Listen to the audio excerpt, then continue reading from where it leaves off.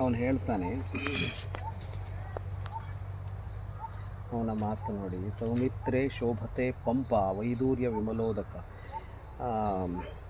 ತಿಳಿ ನೀರು, ವೈಡೂರ್ಯದಂಥ ತಿಳಿ ನೀರು ಅದರದ್ದು. ಇದು ರಾಮನ ಮಾತು. ಇದು ನೈದಿಲೆ ತಾವರೆ ಅರಳಿದೆ, ತೀರದಲ್ಲಿ ವಿವಿಧ ವೃಕ್ಷಗಳಿವೆ, ಸುತ್ತ ಮನೋಜ್ಞವಾದ ಕಾಡು, ಪರ್ವತವಾದ ಉನ್ನತ ವೃಕ್ಷಗಳು, ದೊಡ್ಡ ದೊಡ್ಡ ಮರಗಳು ಅಂತ.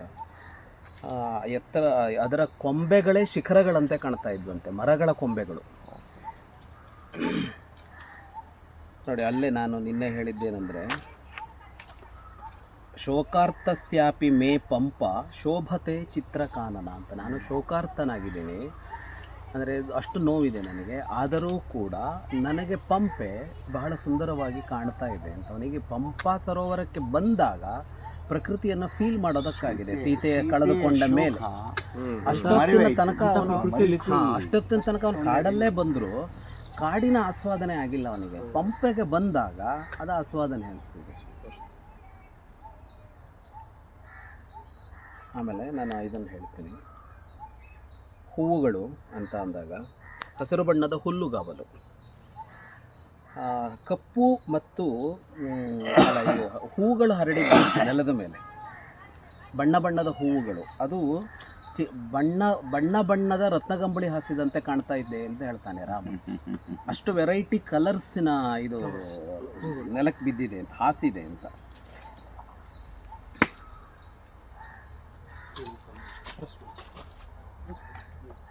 ಮರಗಳು ಹೇಳ್ತೀನಿ, ನೀರಲ್ಲಿ ಅಂತ ಬರೀತಾನೆ, ನೀರ ನಾಯಿ ಅಂತ ಹೇಳ್ತಾ ಇದೀವಲ್ಲ ಇಲ್ಲಿ ರಾಮನಿಗೆ ನಾವೆಲ್ಲ ಕಾಣಿಸ್ತಿದೆ. ನಾನು ಇದಕ್ಕೆ ಹೇಳ್ತಾ ಇರೋದು, 90-95% ಹೊಂದಿಕೆ ಆಗ್ತಾ ಇದೆ.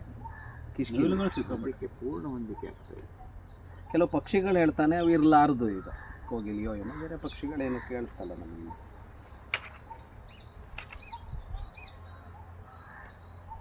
ಭಾಳ ಚೆನ್ನಾಗಿರೋದು ಒಂದು ಘಟನೆ ಹೇಳ್ತಾನೆ ಅವನು. ಅಲ್ಲಿ ಪ್ರವಚನ ಅದು ಭಾಳ, ಅಂದರೆ ಸಮಯ ಇದೆಯಲ್ಲ ಅಷ್ಟು ವಿಸ್ತಾರ ಮಾಡೋದಕ್ಕಾಗೋದಿಲ್ಲ. ಅವನು ಅಲ್ಲಿದ್ದಾಗ, ಪಂಚವಟಿಯಲ್ಲಿದ್ದಾಗ ಒಂದು ಮರದ ಮೇಲೆ ಕುಳಿತು ಒಂದು ಕಾಗೆ ಕೂಗ್ತಾ ಇತ್ತಂತೆ. ಆ ಕಾಗೆಯ ಕೂಗು ಹೇಗಿತ್ತು ಅಂದರೆ ಅದು ಕೆಟ್ಟದಾಗಿ ಕೂಗ್ತಾ ಇತ್ತಂತೆ, ಸ್ವರ. ಆವಾಗಲೇ ರಾಮನಿಗೆ ಅನಿಸಿತ್ತಂತೆ ಏನು ಅಂದರೆ ಏನೋ ಒಂದು ಕೆಡಕಾಗತ್ತೆ ಅಂತ ಅನಿಸಿತ್ತಂತೆ. ಪಂಪಾ ಸರೋವರದಲ್ಲಿ ಒಂದು ಮರದ ಮೇಲೆ ಒಂದು ಕಾಗೆ ಕೂಗತ್ತೆ ರಾಮ ಬಂದಾಗ. ಅದರ ಕೂಗಿದೆಯಲ್ಲ, ಅದರಲ್ಲಿ ಆ ಕಾಗೆಯ ಕೂಗಿನಲ್ಲಿ ಒಂದು ಸಂತೋಷ ಇರುತ್ತೆ, ಇಲ್ಲಿಯ ಕಾಗೆಯ ಕೂಗಿನಲ್ಲಿ. ಅದರಿಂದಾಗ ಅವನು ಹೇಳ್ತಾನೆ, ಅದೇ ಕಾಗೆ ಇಲ್ಲಿ ಬಂದು ಬೇರೆದನ್ನು ಹೇಳ್ತಾ ಇದೆಯಲ್ಲ, ಹಾಗಾಗಿ ನನಗಿದು ಸೀತೆ ಮತ್ತೆ ಸಿಗ್ತಾಳೆ ಅನ್ನೋ ಶಕುನ ಅದು ಅಂತ ಹೇಳ್ತಾನೆ.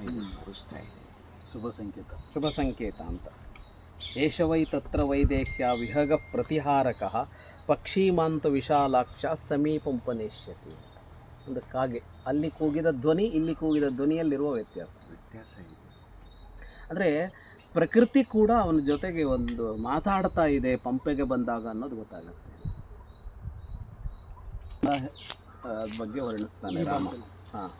ಪಂಪೆಯ ದಕ್ಷಿಣ ದಿಕ್ಕಿನ ಬೆಟ್ಟದ ತಪ್ಪಲಿನಲ್ಲಿ ಒಂದು ಕರ್ಣಿಕಾರ ಗಿಡವು ಹೂವರಳಿ ಎಷ್ಟು ಮನೋಹರವಾಗಿದೆ ಅಂತ ಪರ್ಟಿಕ್ಯುಲರ್ ಗಿಡ ಗುರುತಿಸ್ತಾನೆ. ಕರ್ಣಿಕಾರ ಅಂದ್ರೆ ಅಲ್ಲಿ ಕರ್ಣಿಕಾರ ಈಗೇನು ಪಂಪಾ ಸರೋವರ ಐತಲ್ರಿ, ಆ ಗುಡಿ ಅದಲ್ಲ, ಗುಡಿಯ ಎಡಗಡೆ ಒಂದು ಬಿಳೆ ಹೂವಿನ ಮರ ಅದ ನೋಡಿ, ದೇವಗಣಗಲ ತೋರಿಸ್ತೇನೆ ನಿಮಗೆ. ಆ ದೇವಗಣಗಲ ಅಂತ ಕರಿತೀರಿ ನೀವೆಲ್ಲ, ನಿಮ್ಮ ಪ್ರೀತಿ ಹೂವು ಅಂತ ನಮ್ಮ ರೂಮ್ ಇದ್ರೆ ಮುತ್ತುಗ ಇತ್ತು ಅಂತ ಹೇಳ್ತಾನೆ. ಮುತ್ತುಗದ ಮರ ಇದೆ ಅಲ್ಲಿ, ಮುತ್ತುಗದ ಅದೇ ಸರ್ ಕರ್ಣಿಕಾರ ತೆಗೆದುಬಿಟ್ಟಾರೆ ಅದನ್ನು, ಹೋಯ್ತಾ.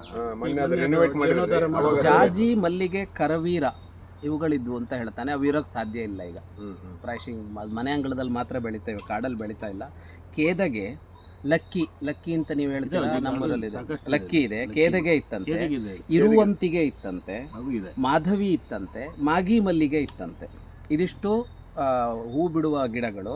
ಹೊಂಗೆ, ಹಿಪ್ಪೆ, ವೇತಸ ಅಂತ ಹೇಳ್ತಾನೆ, ಅದಕ್ಕೆ ಇಲ್ಲೇನು ಹೇಳ್ತಾರೆ ಗೊತ್ತಿಲ್ಲ. ಬಕುಳ, ಸಂಪಗೆ, ತಿಲಕ, ನಾಗಕೇಸರ, ಈಚಲು, ತಾಳೆ ಅಂದ್ರಲ್ಲ, ಈಚಲು, ಬಸಳೆ, ಖರ್ಜೂರ, ಪದ್ಮಪರ್ಣಿ, ನೀಲ ಅಶೋಕ, ಇಷ್ಟು ಮರಗಳು ಅಂತ. ಅದರ ಜೊತೆಗೆ ಅಂಕೋಲ, ಗೋರಂಟಿ, ಶಾಲ್ಮಲಿ, ದೇವದಾರು, ಮಾವು, ಪಾದರಿ, ಕಾಂಚಾಳ, ಕಿತ್ತಳೆ ಮತ್ತು ಮತ್ತಿ.